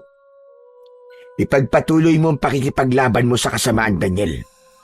Ipakita mo sa lahat na ikaw ay tunay na anak ng isang magiting na manunugis. At huwag mong kakalimutan na palaging tumawag sa nasa itaas dahil tanging siya lamang ang nag-iisang hindi ka iiwan sa lahat ng klase ng laban mo sa buhay. Bigla ko po tuloy na alala si tatay dahil po sa sinabi niyo. Nung bata pa po kasi ako ay palagi niyang sinasabi sa akin na ang Diyos po ang palagi kong kakampi sa lahat ng problema at laban ko sa aking buhay. Palagi po niyang ipinapaalala sa akin ang kapangyarihan ng pagdarasal at pananampalataya. Ganun ba? Madalas ko rin kasing naririnig yan kay Dario. Palagi rin niya yung sinasabi sa akin. Kaya siguro, bigla ko nasabi sa'yo. O paano? Aalis na ako, Daniel. At sana sa pagbabalik ko, ay isang magandang balita ang maririnig ko. Sana nga po, Mang Donato. Mag-iingat po kayo. At hihintayin ko po ang inyong pagbabalik. Marahang tumango si Mang Donato bago ito tumalikod at naglakad palayo. Inihatid ni Daniel ng tanaw si Mang Donato hanggang sa tuluyan na yung nawala sa kanyang paningin. Napangiti siya sapagkat hindi niya inakala na sa maikling sandali na nakasama niya si Mang Donato ay naging magaan na kagad ang loob niya rito. Kinabukasan, nagulat ang lahat nang makita ang nagkalat na bangkay ng mga aswang sa bukana ng baryo. Dahil sa may ilang nakasaksi sa pakikipaglaban ni Daniel sa mga aswang, ay mabilis siyang kumalat sa lugar nila. Marami ang nagtungo sa bahay niya para magpasalamat at isa na roon si Kapitan Mario. Daniel! Totoo ba ang sinasabi ng mga tao na ikaw daw ang pumatay sa lahat ng mga aswang kagabi? Mahirap man pong paniwalaan. Pero ako nga po. Pero paano mo yun nagawa? Akala ko ba hindi ka marunong makipaglaban sa mga aswang? Mabilisan po kung sinanay ng kaibigan ng aking tatay.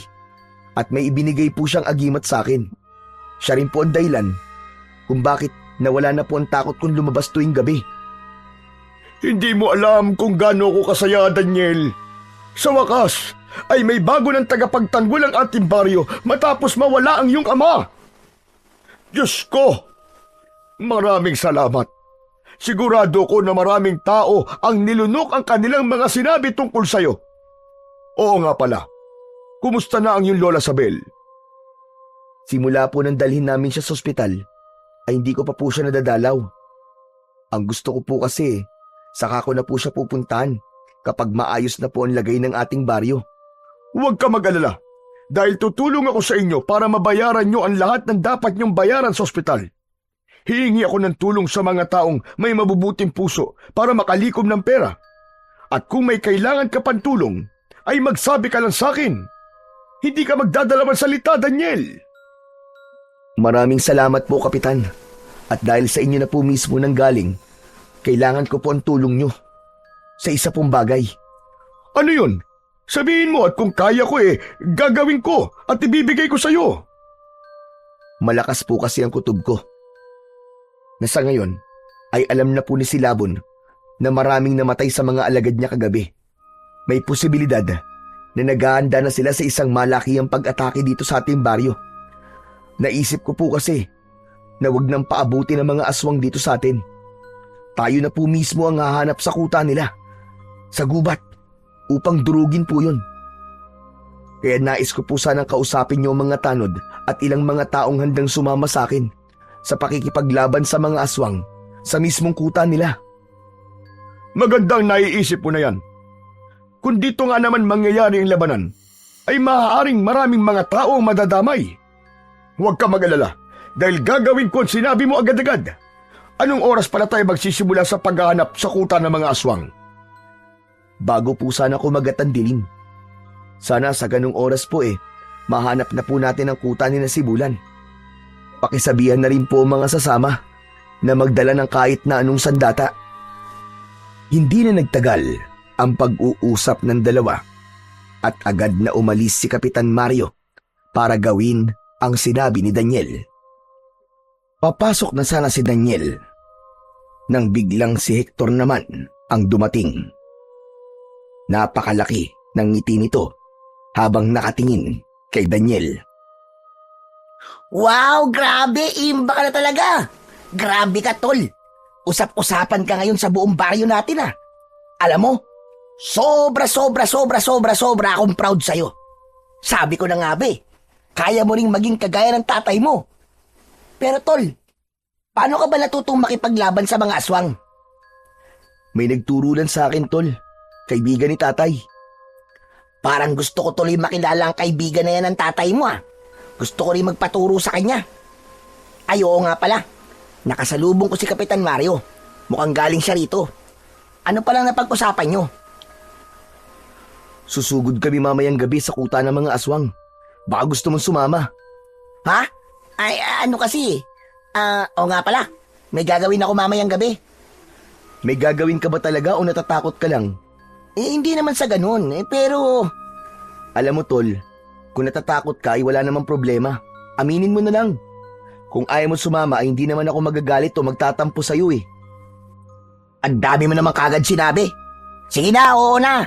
Sasama na ako sa inyo mamaya. Pero bakit naman kailangan pa natin sumugod sa kuta ng mga aswang? Dahil kung dito magaganap ang labanan, ay siguradong may mga taong madadamay. Kung sa kuta nila natin sila haharapin, ay wala tayong masyadong iisipin. Oo nga no. Sa bagay, may punto ka. Kung ganun, ay uuwi na muna ako sa amin ha, para hasain yung itak ni tatay. Yun na lang ang dadaling kong sandata mamaya. Bumalik ka rito bago dumilim ha, at baka maiwanan ka namin. Sige, magkita na lang tayo mamaya. Nagmamadaling umalis si Hector, pauwi sa bahay nila.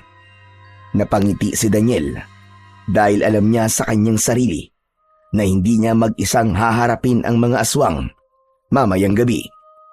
Napakasaya niya ng mga sandaling yun dahil kasama niya ang kanilang baryo na dudurog sa kuta ng mga aswang. Bago tuluyang kumagat ang dilim, ay nagtipon na ang ilang mga tanod at kalalakihan sa harapan ng bahay ni na Daniel. Lahat ay may dalang sandata, gaya ng itak at kawayang may tulis sa dulo. Naroon din si Hector at si Kapitan Mario na nasa tabi ni Daniel.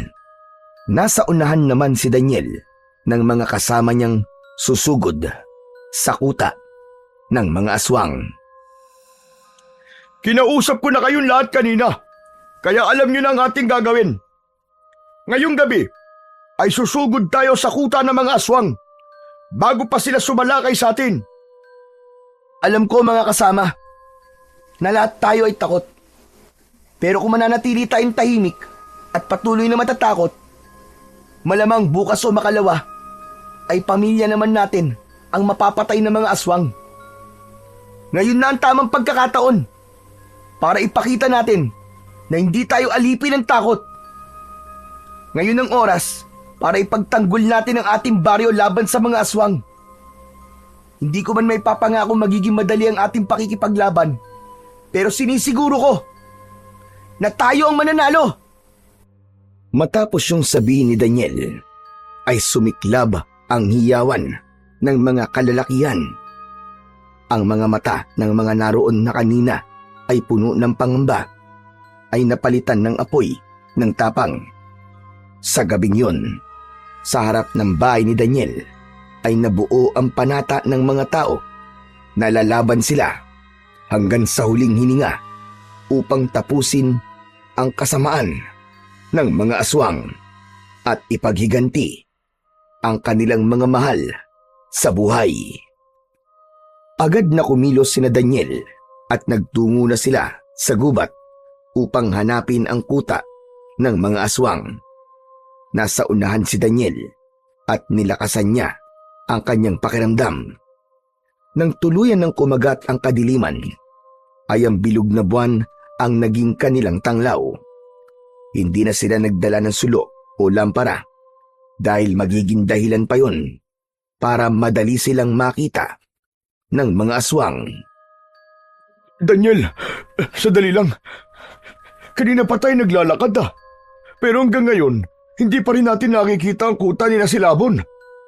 Sigurado ka ba na narito sa gubat ang ating hinahanap? Sigurado po ako, Kapitan. Hindi ba't sa bibig na po mismo ng galing ni Silabon na dito po matatagpuan ang kanilang kuta sa gubat? Kailangan lang po na maging matyaga tayo sa paghahanap. Nagpatuloy sina Daniel sa kanilang misyon. Tahimik silang naglakad at siniguro nilang kahit marami sila ay hindi sila gagawa ng ingay. Hanggang sa may nakita si Daniel na gumagalaw sa hindi kalayuan. Sumenya siya sa kanyang mga kasama na yumuko at magtago ang mga yon. Kapitan, nakikita niyo ba yung aswang na yun? Nakikita ko. Mukhang may kinakain siya na kung anong hayop. Dito lang po muna kayo at susundan ko siya. Sigurado ako na magpupunta yan sa kuta nila. Kahit na anong mangyari, ay wag po kayong aalis dito hanggat hindi ako bumabalik. Sige, naiintindihan ko. Mag-iingat ka, Daniel. Hihintayin kita dito. Matyagang naghintay si Daniel. Nang matapos na ang aswang sa pagkain sa isang hayop, ay mabilis yung tumakbo palayo. Sinundan ni Daniel ang aswang hanggang sa may natanaw siya sa hindi kalayuan na mga liwanag na nagmumula sa sulok ng mga apoy. Nagtago siya sa likod ng isang puno at sumilip siya mula roon.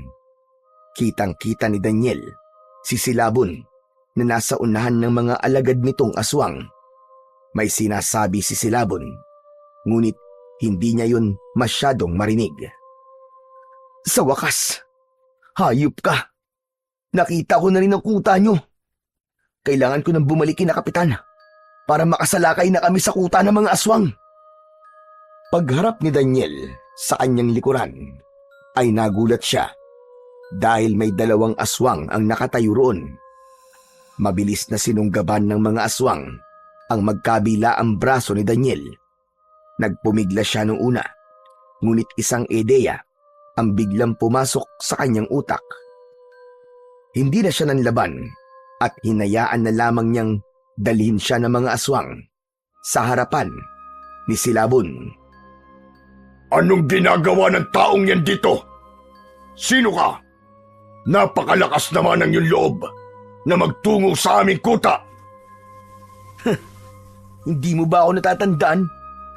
Ako ang apo ng matandang babae na pinagtangkaan mong patayin. Ako rin ang bunsong anak ni Dario. At ako rin ang tatapos sa kasamaan mo. Tignan mo nga naman ang pagkakataon.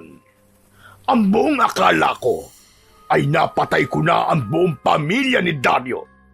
Ngunit hindi pa pala. Dahil hindi hinayaan ng Diyos na mamatay ako. Dahil ako ang tatapos sa'yo, Silabon. Ako ang dudurog sa kuta niyong mga aswang! Masyado mo ko pinapatawa. Ano namang laban ang kagaya mo sa isang aswang na kagaya ko? Hambog ka, gaya ng iyong ama. Bakit hindi mo ako subukan? Hindi ko sasayangin ang oras ko sa'yo. Bakit? Dahil ba natatakot ka? Wala akong kinatatakutan. Kung ganon, sige. Pagbibigyan kita. Magharap tayo ngayong gabi. Ngunit huwag kang magsisisi kung ngayong gabi ay susunod ka na sa hukay ng iyong ama. Pakawalan niyo siya. Huwag kayong makikialam at hayaan niyo kong patayin ang anak na yan ni Dario. Pinakawalan ng dalawang aswang si Daniel. Pinalibutan sina Daniel at si Labon ng mga aswang. Inilabas ni Daniel ang kanyang itak. Unang umatake si Silabon. Iiwasan sana ni Daniel ang aswang pero nagawa nitong masugatan ang kanyang dibdib gamit ang matutulis nitong mga kuko. Naramdaman niya ang sakit ngunit hindi niya yun ipinakita. Mahina ka rin, gaya ng iyong ama na pinaslang ko. Magpasalamat ka dahil binigyan pa kita ng oras na kalabanin ako. Hindi ako titigil hanggat hindi ka nakakapagbayad sa lahat ng kasamaan mo. Nakakatawa ka talaga. Isa ka lang binatang desperado na nagtatapang-tapangan sa harapan ko. Muling umatake si Silabon. Tatagain sana ito ni Daniel pero naunang tumama sa kanya ang malakas na sipa ni Silabon. Tumama yun sa kanyang sikmura. Tumalsik siya at bumagsak sa lupa. Naghiyawan ng mga aswang na naroon sa labis na kasiyahan sa nangyari kay Daniel. Nakangising naglakad si Silabon papalapit sa nakabagsak na si Daniel. O ano? Ano ka ngayon? Sige, tumayo ka riyan. Hindi pa ako tapos sa'yo, matapang na binata. Dahil ngayon pa lang ako nasisiyahan. Gusto pa kitang paglaruan. Sige, tumayo ka! Nang nasa harapan na ni Daniel si Silabon, ay itinaas nito ang isang paa para tapakan siya. Ngunit bago pa siya matapakan ng halimaw, ay naramdaman niyang bahagyang uminit ang kanyang agimat. Isang kakaibang lakas ang lumukob sa kanya. Parang dumalo yun sa lahat ng himaymay ng kanyang laman hanggang sa kahuli-huli ang hibla ng kanyang ugat. Hanggang sa tinusok niya ng itak ang talampakan ni Silabon, kaya malakas siyang napasigaw. Mabilis na hinugot ni Daniel ang itak at saka siya tumayo. Susugod sana ang mga alagad na aswang ni Silabon, pero itinaas ni Silabon ang isa nitong kamay. Hindi ba't sabi ko ay huwag kayong makikialam? Laban ko ito. Hindi ko kailangan ng inyong tulong upang patayin ang anak ni Dario na isang mahinang nilalang. Muling nagbanggaan ang lakas ni Daniel at Silabon. Nagpalitan sila ng pag-atake at sa pagkakataong yun ay nagagawa na ni Daniel na iwasan ang bawat pag-atake ng pinuno ng mga aswang. Nagagawa na rin niyang sugatan si Silabon sa iba't ibang parte ng katawan nito. Sa tindi ng galit ni Silabon ay sumugod ito ng napakabilis. Tinangka nitong sunggaban si Daniel pero pumihit sa kaliwa si Daniel sabay taga ng malakas sa kaliwang braso ni Silabon gamit ang kanyang matalas na itak. Sa lakas na taglay niya at sa talim ng kanyang itak ay nagawa niyang putulin kagad ang isang braso ng pinuno ng mga aswang. Hindi maaari ito! Pagsisisihan mo ginawa mong ito! Pagsisisihan mo! Papatayin kita! Nagkakamali ka! Kung merong mamamatay sa ating dalawa, ay ikaw yon at hindi ako! Galit na sumigaw si Silabon. Mabilis itong umatake kay Daniel. Sinalubong naman ni Daniel si Silabon at hinayaan niyang makalmot siya nito muli sa dibdib. Habang nakabaon ang mga kuko nito roon, ay buong puwersa naman niyang itinarak ang itak sa leeg ng aswang.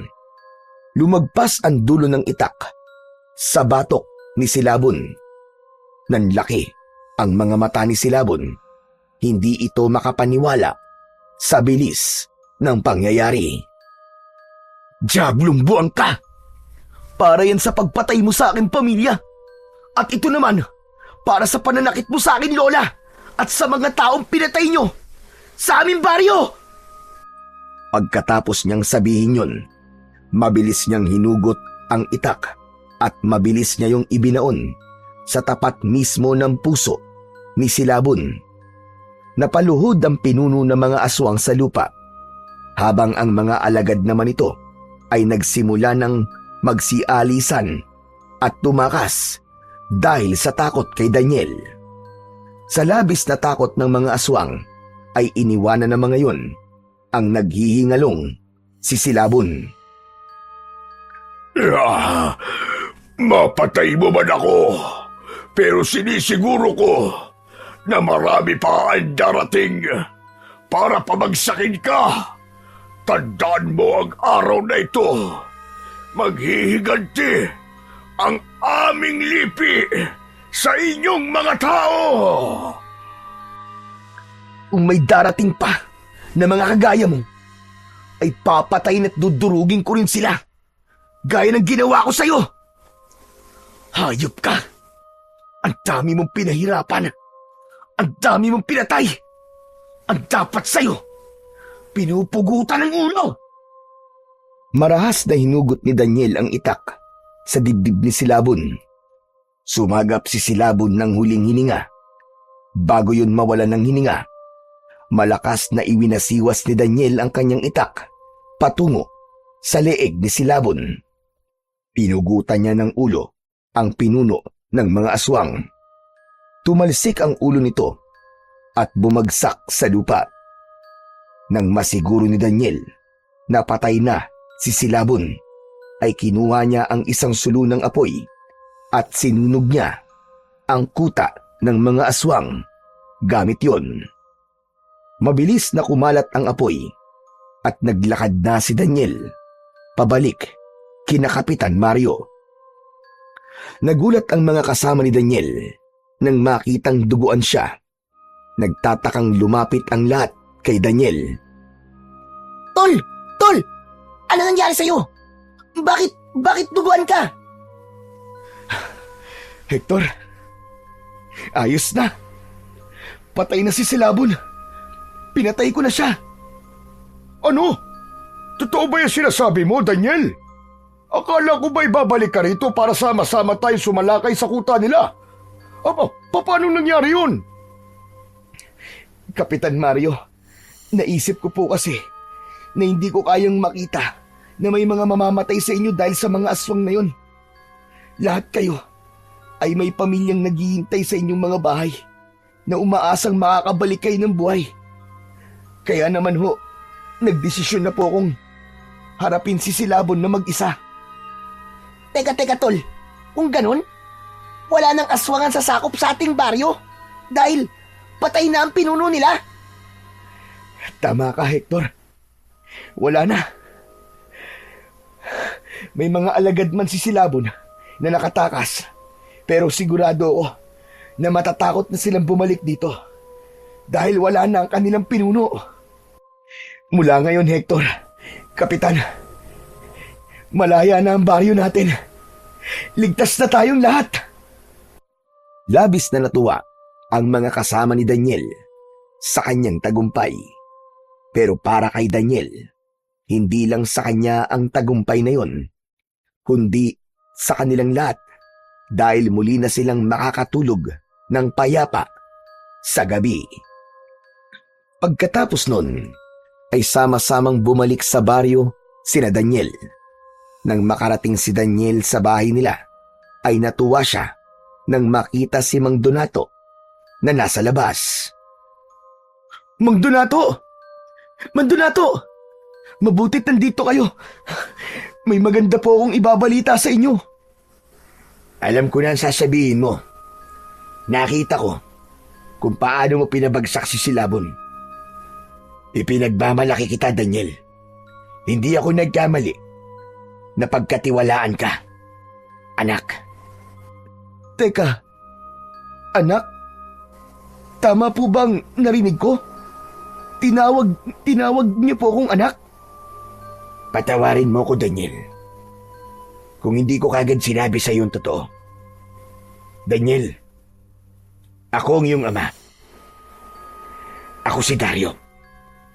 Patawad kung hindi na ako nagpakita sa inyo simula nung inakala niyong namatay na ako dahil kay Silabon.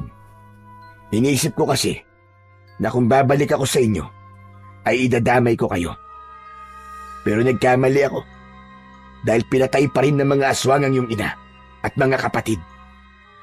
Patawad, anak. Patawarin mo ko. Sumabog ang luha ni Daniel hanggang sa tuluyan na siyang napaiyak. Sinugod niya ng mahigpit na yakap ang kanyang ama. Tatay! Salamat po't buhay kayo. Hindi niyo na po kailangan humingi ng tawad sa akin. Wala po akong galit na nararamdaman sa inyo. Ang totoo po ay napakasaya ko ngayon. Dahil buhay pa po pala kayo. Kaya po pala magaan ang loob ko sa inyo. Kasi kayo po ang tatay ko. Nang sandaling yon, ay tanging labis na kasiyahan ang nararamdaman ni Daniel. Hindi siya makapaniwala na sa gabing yon ay dalawang magandang bagay ang nangyari sa kanya. Una, ang pagkamatay ng pinuno ng mga aswang na si Silabon. At ang pangalawa naman ay ang muli nilang pagsasama ng kanyang ama na inakala niyang matagal nang pumanaw. Makalipas ang ilang araw, ay nakalabas na rin si Lola Sabel sa ospital. Napakasaya nito nang malaman nitong buhay pa si Dario at napatay ni Daniel si Silabon. Muling bumalik sa normal ang buhay ng mga tao sa baryo ni Daniel dahil wala nang aswang na umatake roon. Nang dahil sa mga nangyari, ay natutunan ni Daniel na walang magandang mangyayari kung hindi niya haharapin ang kanyang takot. Natutunan niya na minsan ay kailangan niyang magpasyang lumaban para sa mga mahal niya sa buhay at para sa ikabubuti ng mas nakararami.